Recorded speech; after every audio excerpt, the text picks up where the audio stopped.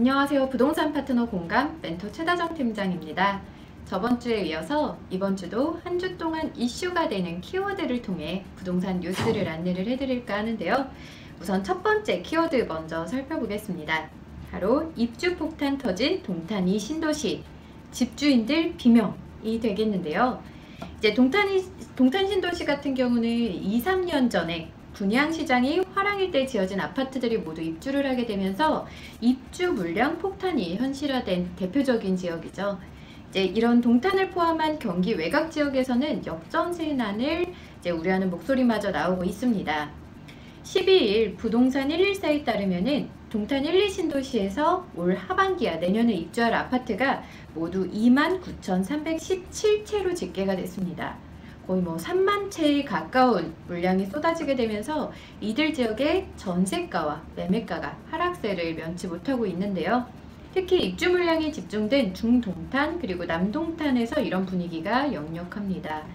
또 이런 분위기는 2015년 입주가 끝난 인근의 동탄역 인근의 시범단지까지 미치고 있습니다. 이 시범단지의 B아파트 경우 전용 면적 109제곱미터 전세금이 이제 지난해 말에 최고 한 3억 3천만 원 정도였다라고 하면은 올해 현재 기준으로 2억 7천만 원에서 2억 8천만 원까지 내려간 것을 확인할 수가 있었습니다. 이제 동탄 신도시 아파트 매매가와 전세금 같은 경우는 7월 첫째 주에 각각 0.03% 그리고 0.17% 내려가서 2주 동안 연속 하락세를 나타내고 있는데요. 또 여기에 전세가율 또한 이제 50% 안팎입니다. 이 신도시라는 걸 감안을 한다고 하더라도 지난달 수도권 아파트 평균 전세가율이 76.4%였으니까 훨씬 낮은 수치다라고 볼 수가 있는 거죠. 물론 이렇게 전세 물량이 쏟아지면서 전세 시장이 안정화되는 긍정적인 영향도 있기는 하겠지만 이렇게 수급 불균형에 따른 가격 하락이나 전세가 하락은 부작용을 일으킬 수가 있습니다. 2년 동안 이 전세금이 오르기 힘들 뿐만 아니라 또 이제 그 일부 지역에서는 역전세난이 벌어질 수 있기 때문이죠. 그리고 또 하반기 금리 인상 그리고 8월 가계부채 종합대책과 맞물리게 되면서 이런 부동산 시장에 충격을 가지고 올 수 있다라는 또 점에서 추이를 계속해서 지켜봐야 될 것 같습니다. 그러면 두 번째 키워드, 내달 아파트 입주 64% 늘어 물량 폭탄 시작됐다가 되겠습니다. 첫 번째 키워드에서도 동탄에 대한 입주 물량에 대해서 안내를 드렸는데요. 이제 두 번째 키워드도 입주 물량이 차지를 하게 되었습니다. 이제 올해 전국 입주 물량이 38만 가구로 그리고 내년에는 역대 최대 수치죠. 이제 43만 가구가 예정이 되어 있기 때문에 이 5년 전 물량 수준의 2배입니다. 굉장히 많은 물량이 쏟아지게 되는데요. 이제 문제점은 화성이나 김포, 시흥 등 경기도에 입주 물량이 몰려 있다라는 것이고 이로 인해서 역전세난이 계속해서 심화될 수 있다라는 점을 이제 문제점으로 보고 있습니다. 그럼 세 번째 키워드를 한번 보겠습니다. 새집 갈아타려는 수요자 중대형을 노려라가 되겠는데요. 김현미 국토부 장관이 지난 7일에 청약순위 1순위 요건을 강화하는 등 무주택자를 우대하는 쪽으로 청약제도를 개선하겠다라고 발표를 했습니다. 이로 인해서 이 청약시장이 어떻게 바뀔지 굉장히 관심이 커지고 있는 상태인데요. 단타성 투자가 불가능해지고 이 투기성 가수요가 상당 부분 빠져나갈 것으로 보여집니다. 다시 말해서 이 신규 주택 청약시장의 실수요자 중심으로 빠르게 재편될 가능성이 크다라는 것이죠. 다만 이 청약 가점제 비중이 커졌죠. 그로 인해서 부양가족이 없거나 기존 보유주택에서 새집으로 이렇게 갈아타려는 실수요자 같은 경우에는 굉장히 좀 불이익을 받을 것으로 전망됩니다. 이들은 청약 1순위 자격을 가지고 있지만 이 가점을 거의 받지 못하기 때문에 청약 당첨 가능성이 크게 떨어질 수밖에 없는데요. 따라서 이렇게 새집으로 갈아타기를 계획하시는 분이라면은 이런 가점제가 적용되지 않는 중대형을 한번 노려보시는 것도 한 가지 방법이 될 것으로 보여집니다. 자, 그러면 네 번째 키워드를 한번 살펴보겠습니다.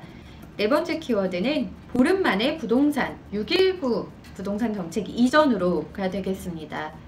6.19 대책으로 계속해서 하락했었던 서울 아파트 값이 빠른 속도로 회복세를 보이고 있습니다. 부동산 정보업체 부동산 114를 통해서 확인을 해보면은 7월 첫째 주 서울 아파트 값이 0.2% 오른 것을 볼 수가 있었는데요. 이 서울 아파트 상승폭이 전주보다 커진 것은 5월 마지막 주 이후로 5주 만입니다. 이 서울 아파트 상승폭이 정부 규제가 예상되기 시작한 6월부터 계속해서 줄어들다가 이제 이번에 처음으로 커지게 된 것입니다. 특히 지난주에 강남 재건축 아파트 단지 가격 상승률은 전주의 2배 이상으로 치솟고, 또 이제 대책 발표를 전후로 해서 최대 5천만 원 이상 떨어졌었던 개포주공 1단지, 잠실주공 5단지 같은 경우에도 초고점을 회복을 했습니다. 정부가 6.19 대책을 통해서 분양가 전매를 새롭게 이제 제한한 강북 인기 지역 같은 경우도 여전히 호황세를 보이고 있는데요. 종로 경희군자이는 일주일 만에 2,500만 원에서 5천만 원 사이로 가격 상승세를 나타내고 있고, 또 종로 지역 아파트 같은 경우에는 지난주에만 0.73% 뛰어서 서울에서 가장 큰 폭의 상승세를 나타냈습니다. 자, 다섯 번째 키워드는 미분양 단지에도 웃돈, 몸값 오르는 송도가 되겠습니다. 이제 한동안 지지부진했었죠. 송도 같은 경우에는. 근데 이 인천 송도 국제도시 아파트 시장에 다시 바람이 불고 있습니다. 교통개발 호재에 이어서 6.19 부동산 대책 반사이익의 기대감 또한 이제 더해졌기 때문인데요. 주요 단지 분양권에는 어김없이 웃돈이 붙었습니다. 그리고 전매 제한이 없기 때문에 이 거래가 자유로운 오피스텔 청약 경쟁률 같은 경우에는 이제 얼마 전에 수십 대 1까지 치솟았었죠. 이제 12일에 국토교통부에 따르면은 올 1분기 인천 전체 분양권 총 거래량이 1,100건인데요.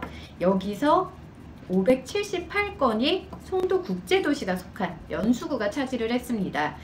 청라 국제도시가 속해 있는 서구 302건의 2배 가까운 거래 건수가 되겠습니다. 이 6.19 부동산 대책으로 서울 전역과 경기도 이런 지역의 청약 조정 지역이 확대가 되었는데요. 이에 따른 반사이익이 이제 송도 국제도시 부동산의 기대감을 높인 것으로 볼 수가 있을 것 같고, 이렇게 난항을 거듭하던 대형 개발 계획이 또 제자리를 찾게 되면서 이 송도국제도시 아파트 시세도 또한 계속해서 회복세에 접어든 것으로 보여집니다. 하지만 인천시가 전반적으로 아파트 인기가 높지 않은 지역이라는 점, 이 점을 투자 결정 시에 이제 고려를 해볼 필요가 있어 보입니다. 그래서 이렇게 한 주 동안 이슈가 되는 키워드를 통해 안내드린 부동산 뉴스였는데요. 이 뉴스에 대해서 조금 더 자세히 보고 싶거나 궁금하신 부분이 있으시면 저희 카페 통해서 이제 보시고 문의 주시면 될 것 같습니다. 그래서 여기까지 오늘 방송 마치도록 하겠습니다.